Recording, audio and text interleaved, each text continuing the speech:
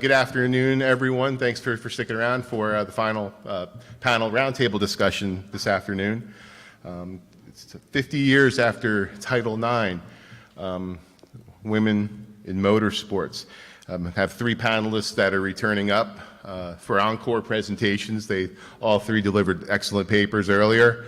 My name is Dan Simone. I'm currently a project assistant at the New York Historical Society. I'm working on the Women's Sports Foundation collection, and that was one of the reasons I asked our panelists to participate in this panel with me.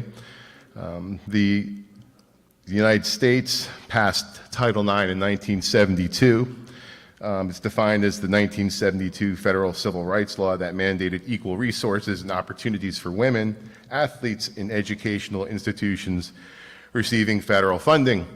And so it's the 50-year anniversary, and there's been a lot of celebrations and commemorations across the country regarding Title IX. So I, based on that and my work with the collection and in the WSF, I thought our symposium would be an excellent opportunity to talk about women in racing on and off the track, talk about the historiography, some of the studies that have been done, some upcoming studies, what studies remain to be explored,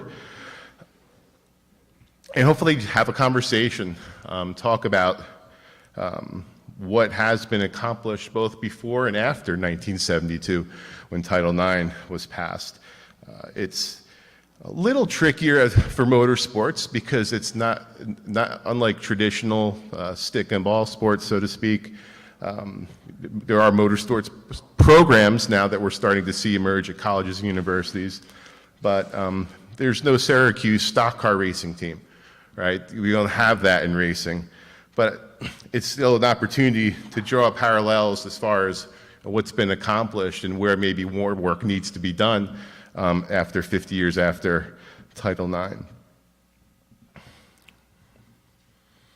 I also just wanted to say it's really nice to be back and to see some old friends back at the symposium and a lot of new faces as well. So it's really been an honor to have the opportunity to come back here and see everyone again and have the chance to speak. While we're talking today, I know we're going to miss somebody. We're probably going to talk about a lot of different incredible women drivers, mechanics, car owners, scholars, but I'm sure we'll miss somebody along the way. That being said, the hope is that some new names will come up, which might drive scholarship down the road for future studies.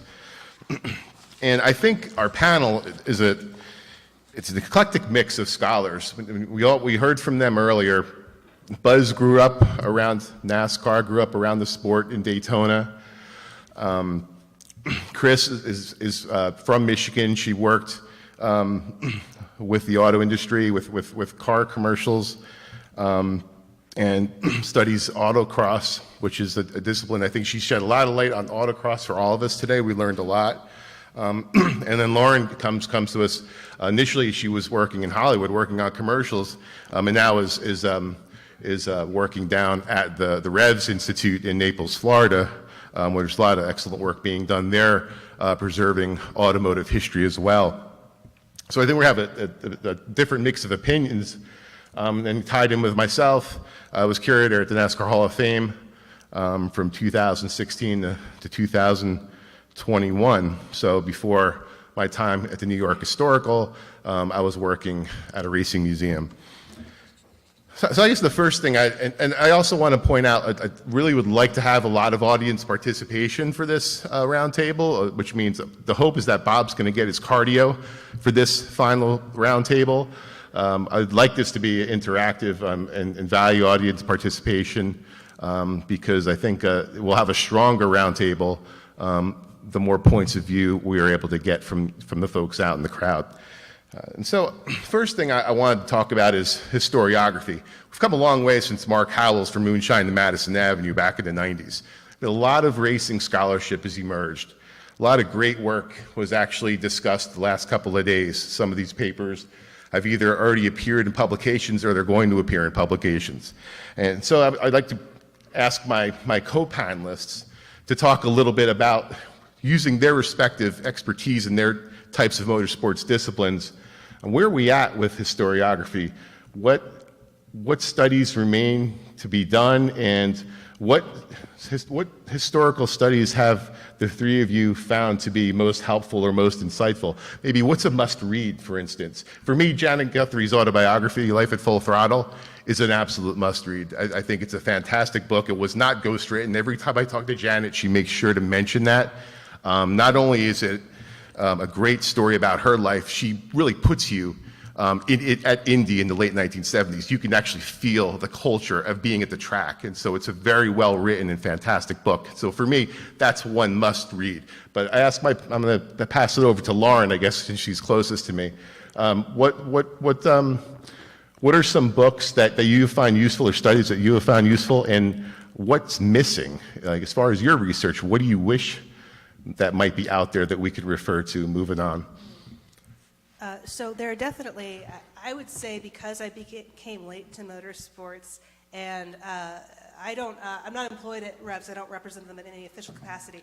I just spend my Saturdays there volunteering, which has been one of the great pleasures of my life, and introduced me to a whole community of people who are passionate about the preservation of a car as a study of, of history, and of sort of, they call it preserving the future of the past.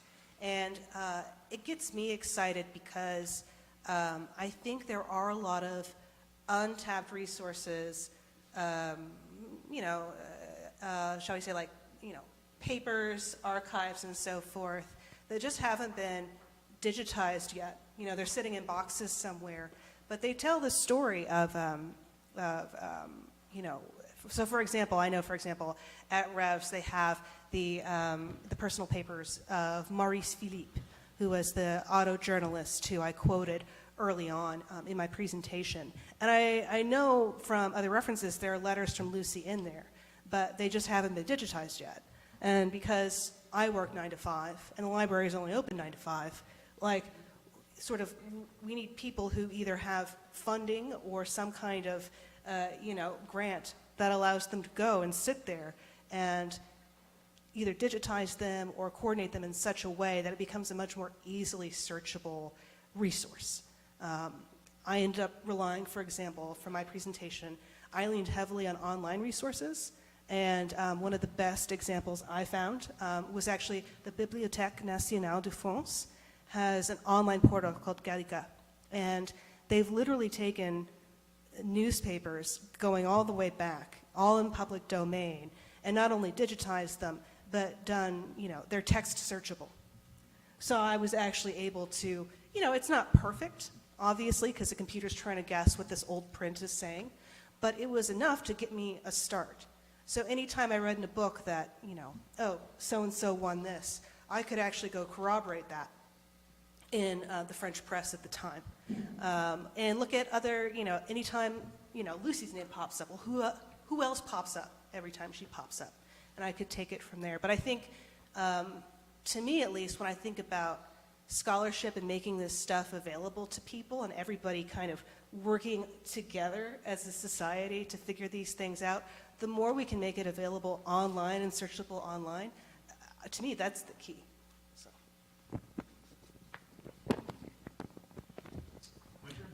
Yeah, Buzz, how about in your case, looking back at some of the, I've seen your collection of primary and secondary sources, and it's pretty incredible. It rivals other libraries in the size of it. Maybe I'd be curious, I think the audience might like to know, some of the publications, periodicals, more specifically magazines, that you've referred to over the years in your research. Have any been more helpful? Have any publications tended to spend more time talking about women participation and excellence in motorsports than others? Just some general thoughts on what you found the most useful in your research over the years. Sure. Well, one of my prime sources is the old Stock Car Racing magazine, and they started in May of '66. And as early as 1973, they had a monthly issue dedicated to women. Trophy queens, race drivers, car owners, all that. And I thought that was pretty neat. That was, really early for that sort of thing. But Stock Car Racing Magazine, even today, is very timely if you want to go back and do research. And Speed Sport News was another one too. If you go back, it's good to see the items that are written about at the time, and it's not like the event is filtered down through the years through other writers. So you get a hold of a Speed Sport News or a Grand National Scene or something like that. That's really important. A book came out about 10 years ago called Driving with the Devil, and to me that was the most fantastic book. I had the good fortune of doing the narrated version of it, but Neil Thompson did a beautiful job. He wrote about stock car racing from about the mid-30s through the founding of NASCAR, and it's something that had never been written before. And I don't know how he did his research, but it was amazing. And he had all the major characters, Raymond Parks and Red Byron and people like that, and Red Vogt, and he really delved into their psyche, if you will. And a lot of his stories I used on my presentation today about the moonshine, and it gives you the whole history of moonshine and where it came from and how it developed, going all the way back to the Phoenicians back in the old days. They weren't even race drivers, but yeah, when that came out, that was a great book, and that was the last piece of the puzzle as far as the story of early days of racing goes. And I'm still waiting for like a biography on Red Byron, who was a disabled World War II veteran who only had the use of one leg, and he won the NASCAR champions, the first 2 NASCAR championships with only the use of one leg. That was pretty amazing. And I'm always looking for new stuff. There's some new things that Joe brought that I'm really tantalized over, especially the Bobby Marshman book, who was one of my heroes when I was a kid. And so it's nice that they're still bringing out new stuff like that hasn't been done yet. And so I'm always looking for something else. Thanks, Buzz. And Chris, you're a pioneer as far as scholarship dealing with women in autocross. I saw your CV, and you've researched the topic a lot, and you studied it a great deal. Are there other studies on autocross that we should keep an eye out for if we want to learn more about it, and then more specifically how autocross is applied to women? Because I know, going back to Janet Guthrie, she did compete in autocross way back in the 1970s when she was running SCCA before she was moving on to IndyCar and NASCAR. Just talk a little bit about the scholarship as far as autocross, because again, I think it's safe to say some of us we learned a lot from your presentation about the specifics and that type of competition. Well, I haven't found a whole lot of scholarship on women in motorsports. I think there's a handful of articles, less than 5, that talk about women who have participated in motorsports. There's one that just came out, I think last year, that where they interview women. It's qualitative. They interview women who are currently professional race car drivers.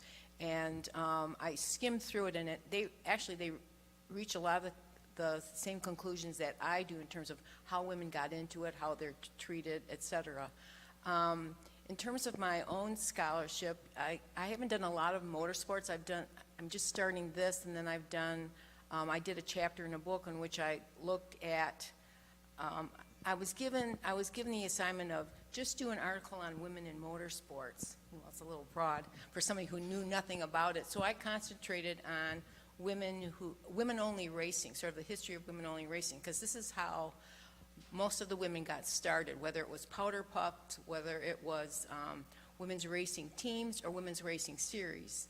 And the sources on that were I found magazine articles, old results from races in the 1950s, old photographs. There's some people who are bloggers or who collect this kind of stuff, so I was able to contact them and get some information.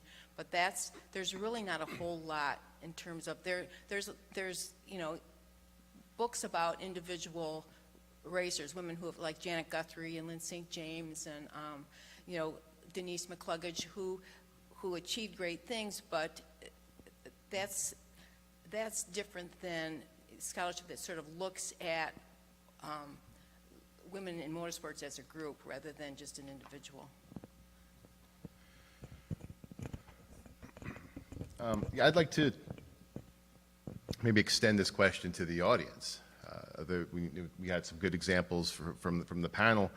What are some other good studies or examples of historiography of women in racing that we should be aware of, that we should refer to, and what also can help us delve deeper moving forward into putting together more studies about women in racing, both on and off the track? And I see we have a few hands, so Bob's going to walk around and with the microphone.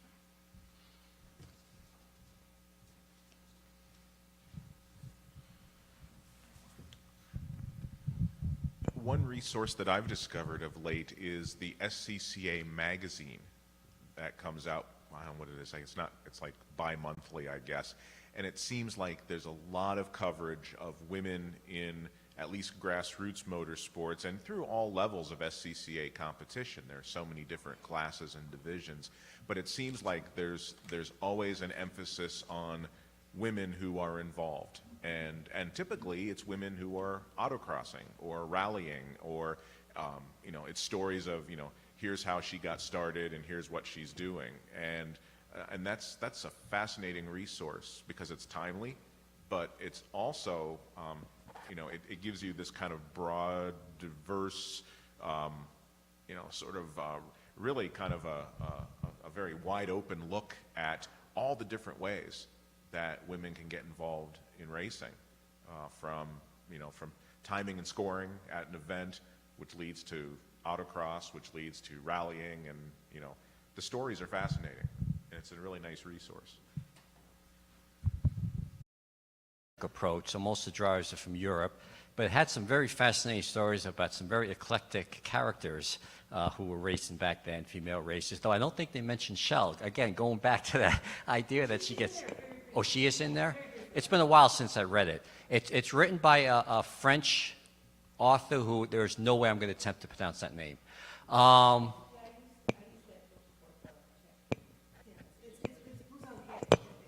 Yeah, what's that? Yes. And then there's also a book that Todd McCarthy wrote called Fast Woman, The Legendary Ladies of Racing. And there's also the Driven by Desire, the Desiree Wilson story, written by her husband, Alan Wilson. But that I found to be a very fascinating book because it really delves into her racing as a woman, what it took to race as a woman. She's from South Africa, initially went to Europe when they realized she was getting good and needed to go to Europe. And the attitudes of how other drivers initially took her as a female race driver but she was a very aggressive driver, and it got to the point where some of the male drivers were literally scared of her if they wronged her on the racetrack or what kind of revenge she would seek on them.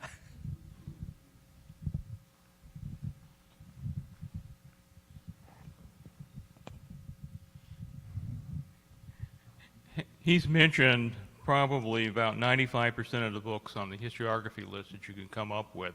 The problem is, in motorsport in general, there's almost no historiography.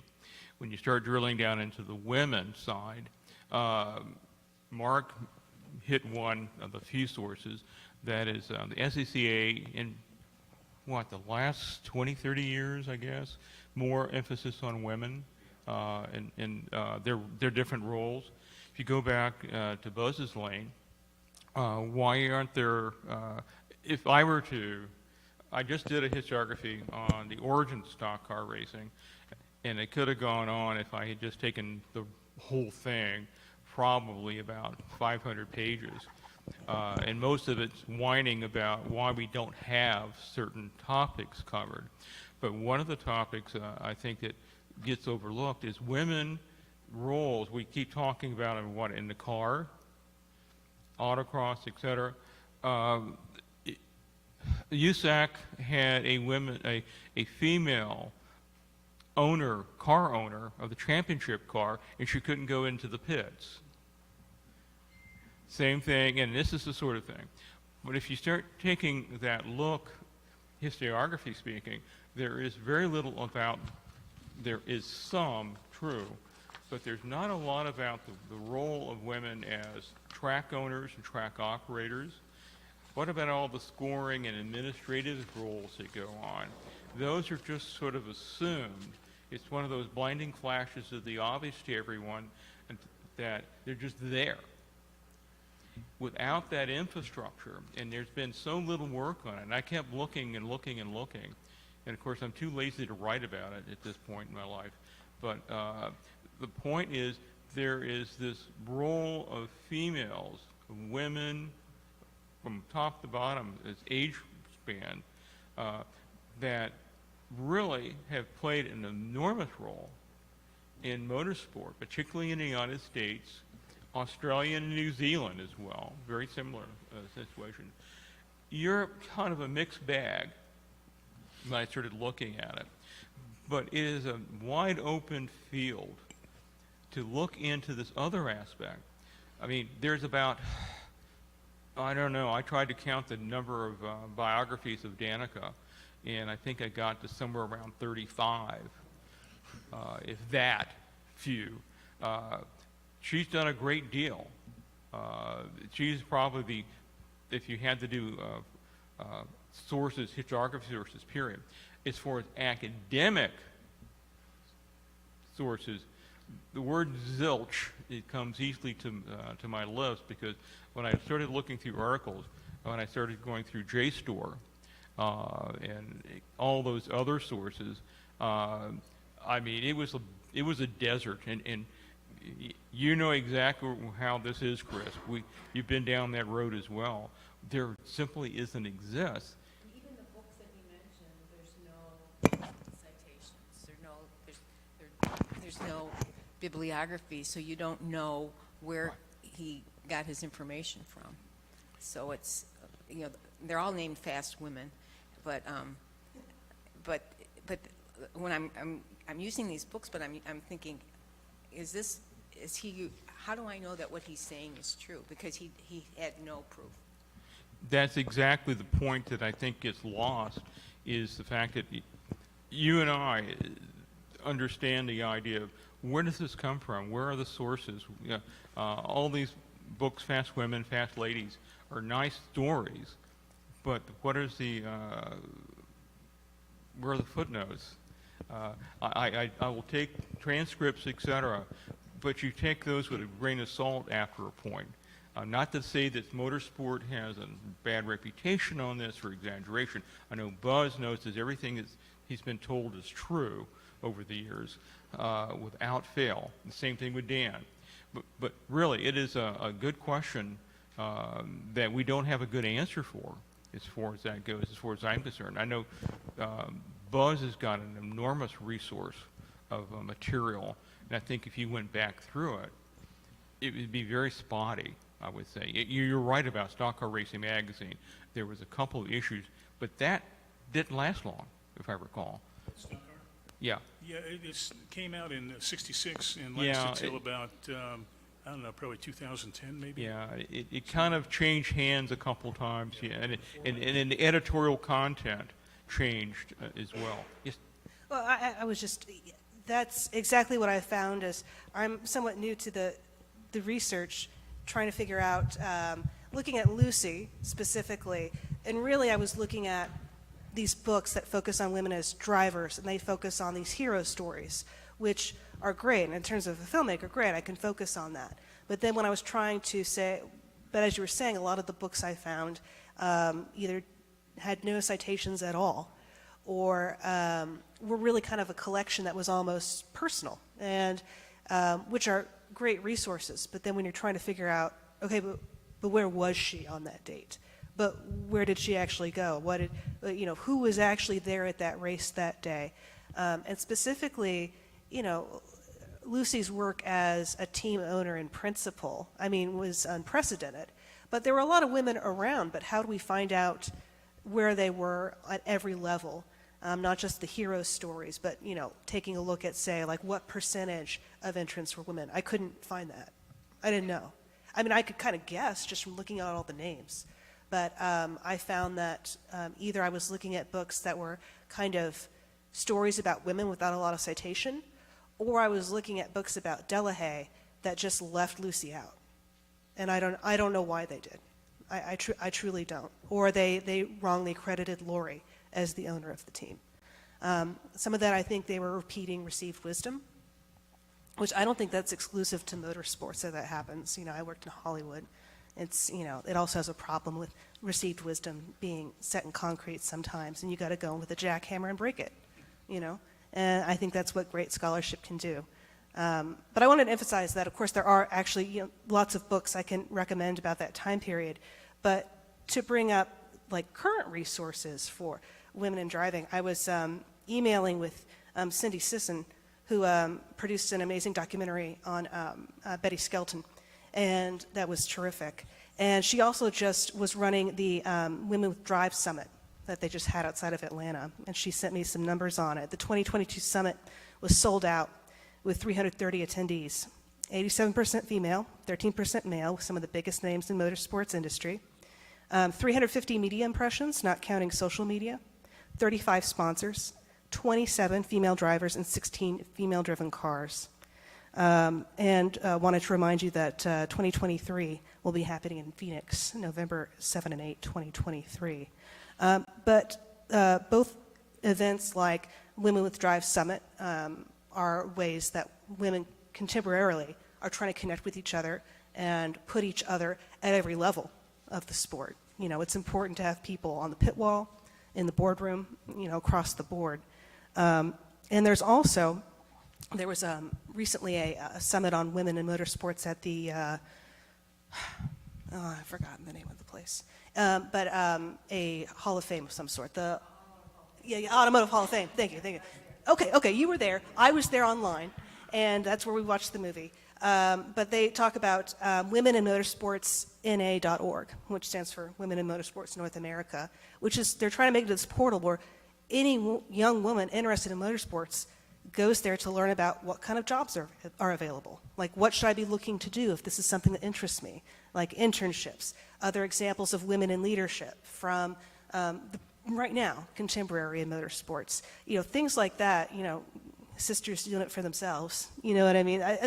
That's happening, and that's out there, and it's something, you know, I'd like to talk more about and hear more about. But in terms of, there's that prong, and then the history prong of, like, an actual scholarly look at how women were participating. I'm just finding those kind of hero stories. I'm not finding a lot of other stuff. So Let's do one more from the audience, and then we'll move on. Go ahead, Joe. I'd just like to say, well, two comments. One lack of a proper documentation of women in motorsports certainly is in American oval racing. The reality is that there have been many women who have entered cars, who've, and I mean, one of course the most prominent was, oh boy, gonna blank on the name now, come on. She was the chairman of the Indianapolis Motor Speedway Board, and she... Mary Holman George? Yes, Mary Holman George owned and ran a car for many, many years. So there is that whole history, and there were a lot of women like her who had a role in American oval track racing. But to change the subject a little, I think one of the issues and the problems that arises with women in motorsports is that now, particularly, but in the past as well, the ladder system, that is the system in which people move up through in the competitive world, is a tough one. I think that if a young woman came to me and said, I want to be a race car driver, I think the first thing I'd tell her is get into karts. If she's young, learn how to drive a go-kart, get in there, and there's excellent competition. It's relatively safe. It can be very fast, but it's one way, a step to move up. Another aspect which has not been covered, but again is there, and I mean, I know several really well-accomplished women who are in vintage racing. who own and drive vintage racing cars and who drive them very well.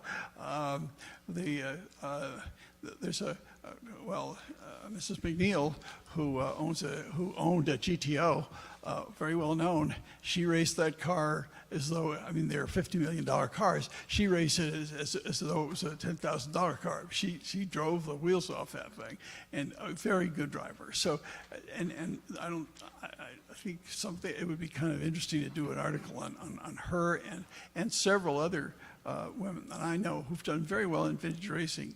So those things are, not only are there opportunities in vintage racing, but also there is a history, as I say, in American oval racing, in much more in terms of entry and ownership, but in opportunity in go-karts and in vintage racing. Those are the comments I'd have for both young women and scholars relative to searching for the participation and the importance of women in motorsport. Okay, thank you. Thanks to everyone. And this is exactly why I hesitated to put together pages and pages upon pages of notes and potential topics, because just now I came up with 7 different directions we can take this conversation, and I'm sure there are more. So thanks to everyone. Let's see, where should I start? Okay. Oh, okay. We have online participation as well. All right. Darren says, just to note that on Tuesday, Latasha Causey was named track president of Phoenix Raceway and is the first ever female African-American track president in NASCAR history and the second woman to hold the position at Phoenix Raceway. Thank you. Yeah, championship weekend as well, as Buzz had just mentioned. So thanks to our online participant for bringing up that important and monumental tidbit of information. I'd like to ask my panel, but maybe ask the audience this as well. We were talking about sources, and one is in many instances when some of these hero books, pioneer type books are written. They're fantastic stories. They're inspiring stories, but often they're autobiographical in nature, and so they're not cited. There really aren't any footnotes associated with these personal stories that are being told. One way, alternate way of getting that type of information is through oral histories, and so there's been, I think, a greater movement as of late to compile oral histories on all different types of topics and subjects. And it's critical, of course, to get these stories before it's too late. So I'm asking the audience and the panel as well, is there an automotive library or a collection or a museum or a hall of fame or even an individual that has conducted an extensive number of oral histories with some of these well-known and maybe close to forgotten women participants in all different types of motorsports, because those we can use as primary sources. And if those oral histories haven't been conducted yet, I think that could be some of the work ahead for all of us, because it's critical that we document and we talk to these people and we capture their voices on tape now before we no longer have the opportunity. So does anybody have any directions we can go into, or is anybody aware of where there might be a repository of women in racing and oral histories? I think there might be some at the Benson Ford in Dearborn. I know they have a lot of oral histories of women in automotive.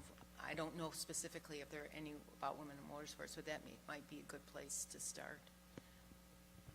Okay, thank you. So the Henry Ford? Oh, okay. Anywhere else? So thank you for that, Chris. That's one place that about how many do you know approximately? We're talking dozens or hundreds, or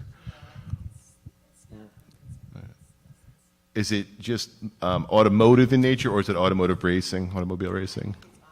Okay.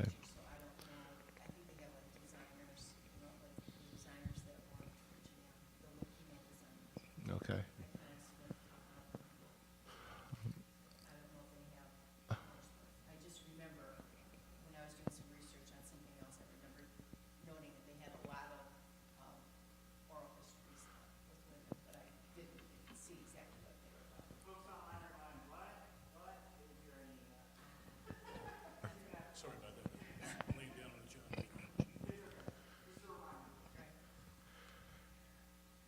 Anybody in the audience have any other suggestions besides I've that? got a possibility, and Okay. Buzz, I don't know, you live right down by there, but the Motorsports Hall of Fame of America, there are a lot of women who've been inducted in there in all disciplines. I mean, aviation and motorcycles and drag racing and everything.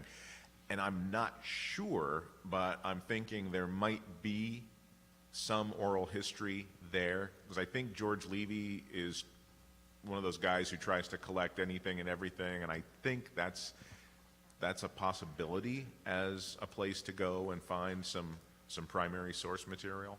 Yeah, I think if not, I think George would be the type of person that would want to pursue such a project. There's no question about it. Right. Yeah, for sure. I'll check into that, Mark. What about here at the center? Have there been some that have been conducted over the years? With some of the guest speakers that have spoken here at the research center? Have any of them been recorded by any chance? So I'm just asking some of the staff that are in the audience.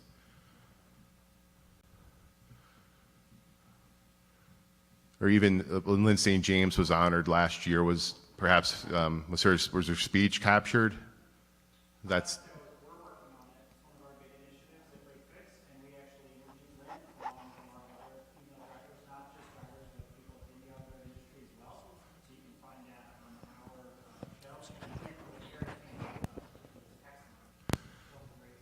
Since she was interviewed at the Automotive Hall of Fame event, so she was on. She was zoomed in, but she was talking. So that's recorded somewhere.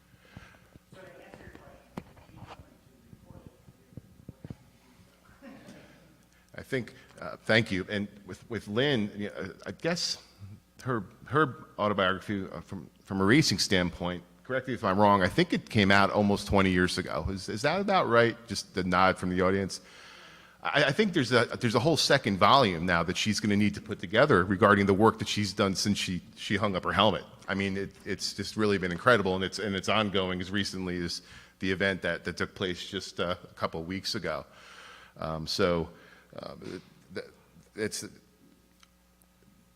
in Lynn's case, you have that biographical story that's already been published. We can look at racing in the 80s and 90s through that lens, through her lens. But now, if she decides to, or if she continues to give interviews, can now look at historiography-wise, what she's been able to accomplish off the track ever since she retired as a racer. And Mike has a hand up. Yeah. Go ahead, Mike. Yeah, just to go back to the original question of where are some of the repositories and such, just thinking about one of yesterday's presentations, podcasting came to mind. So just a cursory search online of women in motorsport podcasts, a number of different ones come up. One on Spotify, Females in Motorsport. There's one on Amazon that has over 50 some odd episodes called Women Shifting Gears with Amanda Busick. Apologies, I probably butchered that name. There's also on Audible, Women in Jaguar Motorsports. So they're out there. I think just need to get a little bit more creative on how we try and get these firsthand accounts. Yeah, but the technology that we have now is allowing us to conduct them a lot more frequently and easily and more accessible. As you'd mentioned with podcasts, they do not have to be transcribed. That's always been one of the big challenges. It's great to capture the voices on tape, but it's tedious to go back and listen, and it's even more tedious to transcribe. And so that's a good example of how that information now is more readily available because of podcasts. Familiar with a little bit of what Mike had mentioned, but I think I go back to what Don had said about sources. What are the nature of the podcasts? Are these how such and such, how one finished at such and such race, for instance, or what was the finishing order, or how they became involved in racing and in their sponsorship? But are there deeper historical questions being asked by the interviewers? Different questions, looking at women in racing through social lenses, through cultural lenses, some of the other factors that might have been involved. And are they limited just to racers too and to car owners? Don mentioned spotters. I believe it was Don that mentioned spotters a little while ago. I'm sorry, not spotters, timers, scoring and timing. Buzz, and this is one of the ideas that I jotted down. In the early days of NASCAR, racing wives, the NASCAR wives were keeping score in many instances, weren't they? Yeah, Lee Petty's wife especially. And there's been a little, Lee Petty's wife especially, Elizabeth, and there's always been speculation that she might have got a little creative with her pencil. It's hard to say. I don't know if that's ever been substantiated or not, but anyway, it was a whole different system back in those days. It was kind of loosey-goosey. See, right there, I mean, that's loaded, what you just mentioned. There's no way to substantiate it, but the fact that you mentioned it has to make us think a little bit more deeply about some of the race wins. Before it's computer timing and scoring, if spouses are doing the scoring, and that there's no real policing going on in the early days, that's something that we might not be able to ever answer, but it's something to think about. Oh, yeah, it's definitely something to think about. Have you thought about considering some advertising, like soliciting for input, like in, a national publication like, Haggerty, for instance, or Hemmings Motor News, or the SCCA magazine? Just a thought. Yeah, I think if I was, or if one was to pursue an extensive project, those would definitely be publications worth reaching out to. Of course, funding, and then that's, funding drives motorsports, both on the track and off the track. And so, of course, that's a factor too. If there's a company or corporation or an individual that's looking to fund or donate towards a project such as a women in racing oral history project, that would be fantastic. Something I would certainly be interested in pursuing, and I think I wouldn't be the only one in this room that would be interested in if they had the opportunity and the resources and the time to compile an extensive oral history project with women, and maybe using some of those publications as potential resources or even arenas for publication. That's, certainly that would be terrific, something to keep in mind. Talking about scorers, don't forget Judy Stropus, who's well known here and who is very famous right. as a scorer by hand for endurance racing. Yeah, Judy was just elected to the Motorsports Hall of Fame of America. She went in last year. Yeah, but what about Darrell Waltrip's wife, Stevie? Yeah, that's a really neat deal. She was considered the car owner, and she was always the scorer too. But up until about the mid '70s, women were not allowed in the pits, and she's the one who really went to bat and said, "Wait a minute, I'm the car owner. I should be involved in the pits." And she's the one who really broke that gender barrier. So you got to give her a lot of credit. About how much time do we have remaining, Bob? Okay, thank you. Okay, thank you.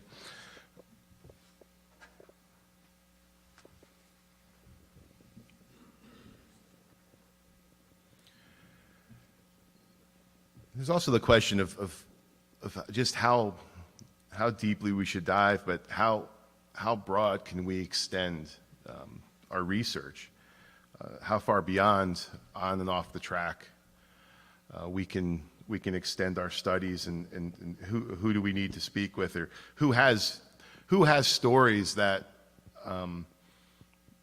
that do fit into what we're trying to learn as we try to learn more about racing history.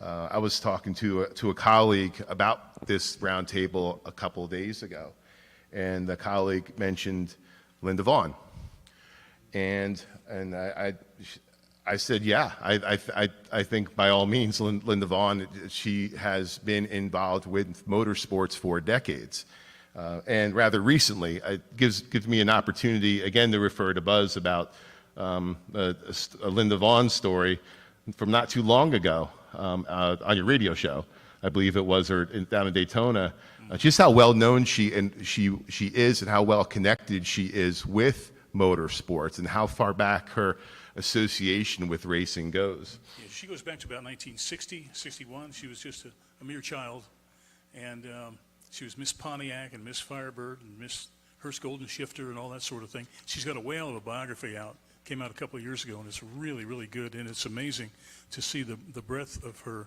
career and the people that she was associated with. She's almost your one-stop shop as far as, coming up with information about females in sports and in the racing aspect of things. I would advise you get that book. It's really good.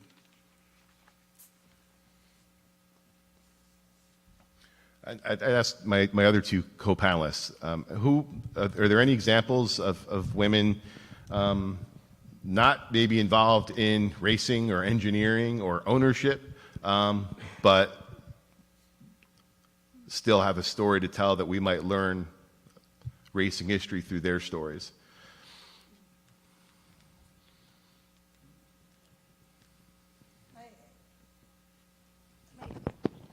Well, I think, are you asking about women in other disciplines or just women who weren't in any official role in racing, but maybe because they were somebody's spouse or daughter? Is that what you mean? Yeah, and I was getting towards that Okay. too. I've found in my research over the years, and I'm curious if it's applied to my co-panelists and to the crowd too, that in many instances it's spouses that are the keepers of the history, the scrapbooks. In many instances, it's the spouses that kept the scrapbooks over the years. When Buzz and I were working at the NASCAR Hall of Fame, and it was time to select artifacts for the induction exhibits, in many cases, it was not the inductee that we met with, it was the spouse. It was the wife who helped us select the artifacts. So that's one example of we've been able to gain a lot of knowledge. We've been able to learn a lot from hearing the stories from wives of competitors, not just racers, but engineers, because they've often been keepers of the histories, and they're the ones that have kept those primary sources. A great example is Frances Flock kept an incredible collection of newspaper clippings from the 40s and 50s. And not only did she amass an incredible collection, for just the size of it, it was preserved very well. And so, she passed away a couple years ago, but now those early days of NASCAR and those pre-NASCAR days that Buzz alluded to a little while ago, where there really is not a great deal of information, never mind a lot of cited information. Frances Flock is one of those racing wives who really did us a great service by keeping such a great record of not just her husband's career, but also what was going on in NASCAR and in motorsports in those early days. When I was doing the research for the book chapter, I came across there were some columns in a magazine. I don't know if it was Open Wheel or another one, but it was Tales from Racing Wives. And they had a regular feature where women would tell what it was like to be married to a guy who raced cars. So that might be a source for something. It's an interesting aspect. Yeah, because the wives, to hear their stories, especially the wives of the 50s. Marshall Teague's wife, Mitzi, told us the story. Marshall ran Indianapolis twice. He was later killed at Daytona testing an Indy car. But she said that every May, all the women, all the wives, would sit down in the first turn in a separate little section, and they drink every day because they knew that one of them was going to come home a widow, and they didn't know which one whose turn it was going to be. This is back in the mid-50s. And she said that was just the nature of the sport, and they were killing guys left and right back in those days. So it's really unfortunate. But Fireball Roberts' wife told the story about how one time they went duck hunting, and Fireball's retriever was sick, so she had to be the retriever. She went out and went duck hunting with them, and she was the one who had to go out and bring the ducks back in. So some of these women would do anything for their husbands. I'll just mention here that because I was really focused on the interwar period, most of the people who experienced it firsthand are dead. And so I don't, I will say that I know that Lucy Schell there was Harry, and then there was another son, Philip. And Philip kind of functioned as a historian for a while. I know he was a source for some information for some of these books that had no citations. But I haven't been able to find any personal papers or writings he may have had. So if anyone finds them, I'll give you my card, please, and send it along, because I'd like to see it. Yeah, how about in the audience? Mark has his hand up. I have a question that kind of cycles back around to when we're talking about Linda Vaughn. You know, Linda has a career in motorsports, a lot of connections, but she was primarily known as Miss Her Shifter, you know, Miss Firebird. I'm wondering about that aspect of women in motorsports. You know, the trophy queen kind of a model. You know, the Union 76 race stoppers, Miss Winston. You know, Miss Sprint Cup. You know, all of that whole lineage who worked as corporate spokespeople and sort of a trophy queen. You know, I remember Miss Winston going around working on teams, and she'd come to the hauler with a big duffel bag full of Winston products, and she'd stop and she'd say, "What do you want?" And I didn't smoke or anything, but the guys on the team would say, "I need a sleeve of chew, you know, or snuff, and I need a pack of cigarettes." But then, so they were marketing the product, but then they would also stop and they'd talk and they'd ask questions about how's the team, you know, any newsworthy material that you want us to know about. But then on Sunday they'd stand there and smile and hug the driver, and there's that kind of liminal space of that trophy queen, beauty queen, whatever you want to call them. But then they also have that corporate connection. And I'm just wondering if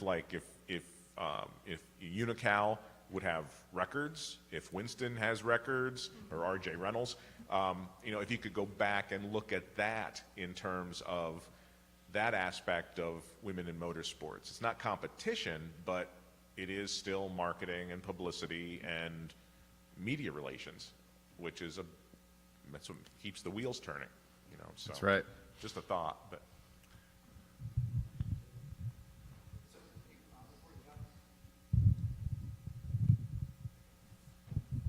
So to dovetail off your point, it's very important. There's a lot of women, let's say, behind the scenes in the motorsport world. And as a matter of fact, this week we released an episode with Wendy Charlier, who's basically runs the show at Porterfield Brakes. She took over for SCCA Hall of Famer Andy Porterfield. She's been running the show since he passed away in 2012. And she's an extremely astute technical resource when it comes to braking technology, all that kind of stuff. And she really is not so much the forward face of Porterfield, but she's the person you get on the phone and gives you that one-to-one relationship with that company. And she's absolutely fantastic. And we got to go behind the scenes with her and talk about all that. So again, there's a lot of people in the industry that aren't the forward-facing celebrity folks that are also interesting to talk to and capture their oral histories as well. So I just wanted to point that out. Thank you.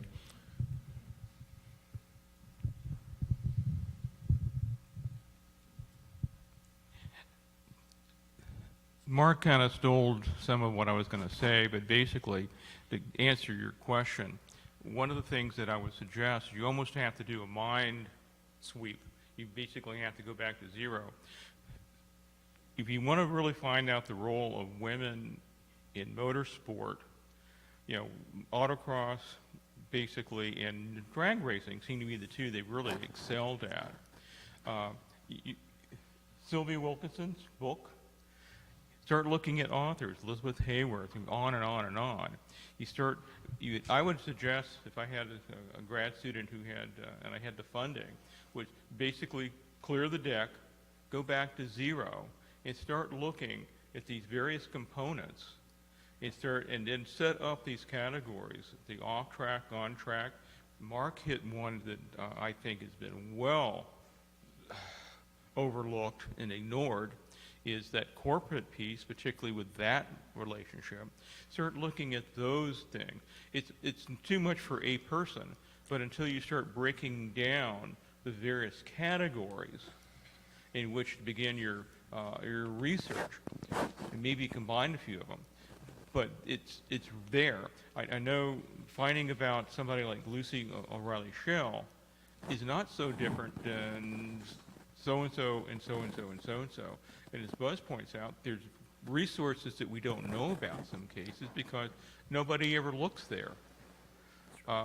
The Appalachian State University Belk Laboratory, library, it's got, Suzanne Wise's collection of stuff. There's all kinds, not just stock car racing, I found out. A lot of stuff.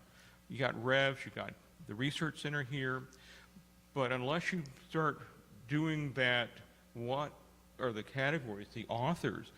We haven't even talked about really authors that much as a separate category. There's a whole list of those people. And not just fact, what about all this fiction? Most of it seems to be written by females or using a female name for some reason. So there's a lot of places that, I mean, it's almost overwhelming, to be perfectly honest, when you start digging it back. And here it is 50 years later, and we still are asking all these basic research questions about where it's coming from. So, anyway.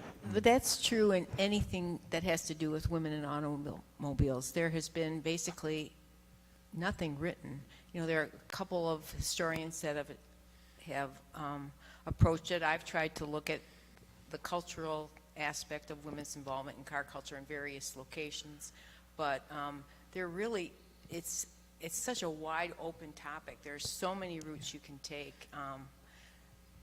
There just aren't enough people interested in writing it. So I'm trying to do my best, but I'm not getting any younger. So I like, it's just not motorsports. It's women in automotive history in total. Yeah, it is, when I'm doing my research on the early years of motorsport, you have to understand automobile, and I see all this periphery material, rabbit holes where the women are involved, and it's really hard, not to want to go down those holes because you've got enough problems as it is. But this is an area that really, I think, Dan, is this panel is pointing out. There's a lot of work here, and a lot of it is just it's just the grunt work of digging and digging. Some of the stuff on the surface, I think we have a fairly decent handle on. I mean, Sylvia didn't just come out of the blue. So there's that. And then there's also, we don't do literature searches now, Mike, we do what, media searches? So that opens up that whole world of research that we probably have not tapped into at all to any extent. So that's my story, and I'm sticking to it, Dan. So, While Bob's walking across the room, I want to just go back to what Mark had mentioned. Yes, Reynolds and Unocal had numerous photos, publicity photos of their women marketing their models and such. But unfortunately, there's many instances there's no name, right? There's just pictures. And in other instances, there is just the name. But these pictures now are 40, 50 years old, these photos. Where are they? Many have probably passed on. And it's just another reminder, I guess, of how we all, Don likes to mention how we all have a lot of work to do, and that's one reason why we're all here. There's a few reasons why we're all here, and that's one is we're doing that work, and we're talking about our work, and we're looking forward to new work down the line. But there's also that concern of losing history. But there's an example of where we have photos, we have publicity photos, but we don't really know anything about these ladies. Where did they wind up? What did they go on to do after they moved on from working for R.J. Reynolds or working at the racetrack? And I think one thing it's observation that in 50 years since Title IX, the race queenology has declined.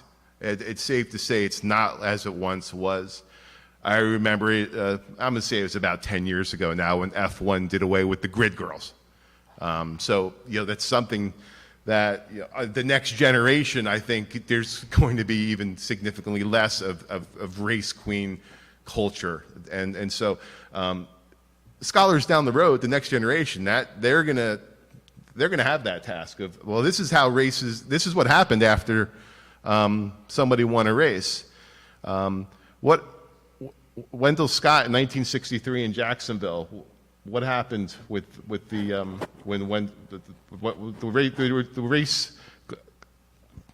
race queen would not be willing to kiss Wendell Scott? Was that correct? That was a concern Yeah. of NASCAR officials. That's right, because the race was determined later on, but I remember that being one of the concerns was the publicity. Now Jacksonville is the deep south of the racing queen kissing Wendell Scott in 1963 after claiming victory in the race. So these are bigger than winning and losing on the track. These are bigger historical questions. We're talking about questions of race. We're talking about cultural questions, geographic and regional questions. And so it's little examples of how we can take some deeper dives. Where's our microphone? I think it passed on. I got it right here. Yeah, I was just going to say, I seen, there's a picture of Kara Hendrick, a midget back there, and she was killed in '91.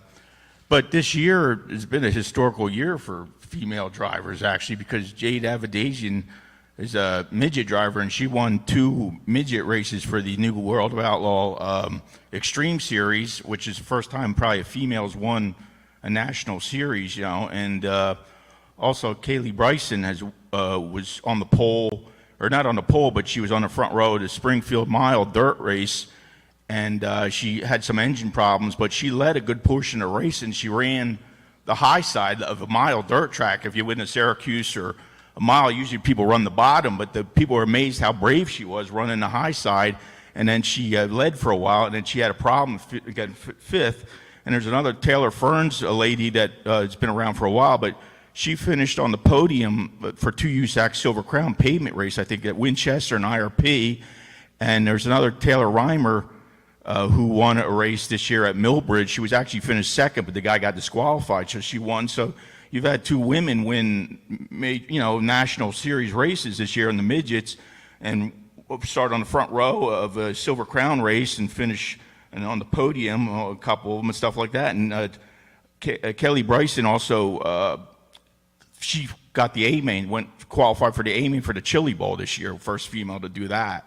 And Taylor Reimer and Bryson also started on front row the Turkey Night Grand Prix last year for the midgets, a big race for that. So we've had a lot of, pretty famous, big races and things with the short track, with the sprint cars and all that, and midgets, or with the midgets actually, and the Silver Crown cars, and a lot of them are pretty young, so, they might have a potential to move up. I mean, Tony Stewart and Jeff Gord and Christopher Bell and Kyle Larson did pretty good from midgets and stuff, and so did A.J. Foyt and Mario Andretti, right? So, there's a shot. You're young and look like they're pretty talented. So, so this year was a pretty good year for the female drivers and on the short tracks. Yeah, see, this is when I started our conversation, I knew there were going to be some names we were going to forget to mention, but I also knew there were going to be some other names that maybe some of us have heard for the first time.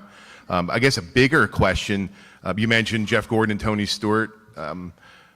Will one or any of these young women drivers have opportunities to climb that ladder system? That's, I think that's one question that continues to linger. Again, money buys speed. It's been that way since 1894. Will significant corporate sponsorship step up and promote and sponsor maybe one of the ladies that you had just mentioned, or some of the others that are excelling in some of the lower divisions of motorsports? I think it's safe to say women have been excelling at lower divisions of motorsports and some higher divisions of motorsports for a long time, even before 1972. But and it's not just for women. Of course, there are men drivers too that fail to get sponsorship opportunities, and their careers kind of, they stall. For women, there really have not been a lot of instances where they've had that full backing. I think in the NHRA maybe we've seen more of that, but at other types of motorsports, other racing disciplines, we haven't seen that. And when is it going to change? Janet Guthrie quit racing not because she wanted to stop racing, she just could not get any money. And she said, I hated to have to stop doing it, but I couldn't do it because nobody was willing to help me in the early 80s.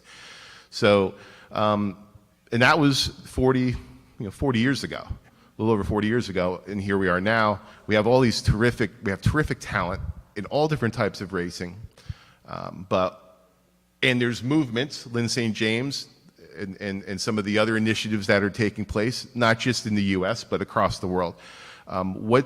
Why is it still taking a long time? And that was kind of how I wanted to wind this down as we get closer to our limit today, is just having there was a little bit of a conversation in 2017 here at the Symposium, which is part of the reason why I wanted to have this conversation too. And I think, Don, you might remember that. Pat Young was on stage as well. And it kind of planted that thought in my head. What's it going to take as we move forward, looking at the next 50 years, for that breakout, that big breakthrough? We've seen it in the NHRA, we've seen it in land speed records, we've seen it in other types of racing, but what about in NASCAR? What about in IndyCar? What about in F1? What about in World of Outlaws? And of course, I'm going to miss an example of one. But why isn't it happening, and when will it happen? Yeah, I'd like to go back. It's been mentioned a couple times. I know Lauren mentioned it. I know Don mentioned it, about books being written and then not being adequately footnoted to be able to retrace the steps of the author of that book. But I recall several years ago when Beverly Ray Kime, the author, passed away, they were looking for some place that would accept her notes so that would not be lost. And nobody wants it. And I think that's wrong, because somebody's already done all the hard work. Somebody's done the legwork. Somebody's found that obscure source that the rest of us have no idea of. So I would plead with all of you here that have written something, that have file cabinets or digital files these days full of information, that you make an accommodation for that to go somewhere upon your demise so that it can be preserved. I'll just plug and say, talk to your estate planning attorney, because you can absolutely I'm not a lawyer, but I'm just related to a ton of lawyers. And that's becoming more and more common as people, intellectual property and things like that, making provisions for it in either your will or your revocable trust. But anyway, what I wanted to get back to was that's so sad, because Beverly Kime, she's also the co-author of Renee Dreyfus's autobiography, and she's a terrific writer. But back to your question about why things still aren't, I've been thinking a lot about this, because I love Formula One, but I'm also willing to admit it has a lot of problems. I come from a Hollywood background, and it's a lot of the same problems that Hollywood has, and I see it there. And so when we talk about how competitive and crazy it is now, even Lewis Hamilton says nobody can do what he did, which was he and his dad built a go-kart and started succeeding. Nowadays, kids need tens of thousands of dollars to get onto a karting team. They can't just show up with one they built. It starts professional and it starts young. So in looking at karting as one of these platforms, which then funnels up, for example, right? We know that of the tens of thousands of kids who start in karting, they're going to drop off. It's going to get whittled down as they move up the ranks. Well, if only 4% of the people who start are women, of course there's not going to be 50% of the success stories that are women. It's just a numbers game. It has to start young. And for me, I remember growing up, the messaging in the media, and I'm just talking from personal experience, the messaging in the media about cars was like, it's not for you, all right? You're a girl. You don't understand what's cool. These are the cool things that guys like. And I'm like, that car's ugly. They're like, you're stupid. You don't understand the way cars should look. Not thinking that there could be, women might think differently about design. Women might think differently about cars. And thinking about women in autocross, they also might be thinking differently about the reasons they compete. Very different. So not saying there aren't cutthroat, thirsty women who would love to put you in a wall on a track, I'm probably one of them. But if we're looking at sort of bigger numbers, you know, we can't expect just a few girls showing up at 8 and then suddenly we're going to have a 50%. There some other topics that we could explore. In addition, we had 2 great ones this afternoon, 2 great papers that dealt with women in racing.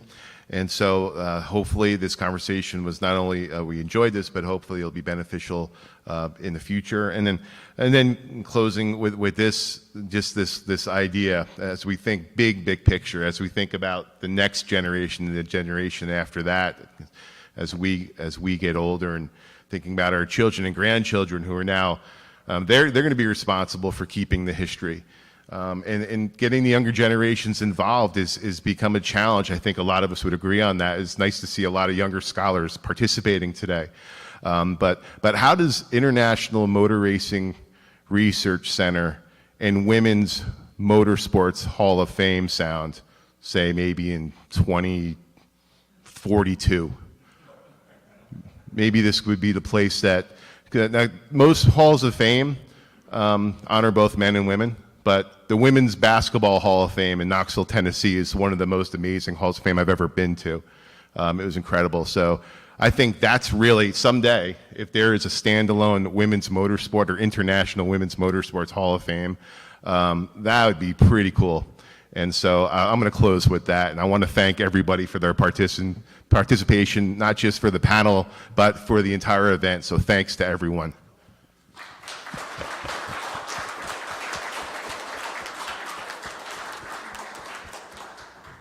Ladies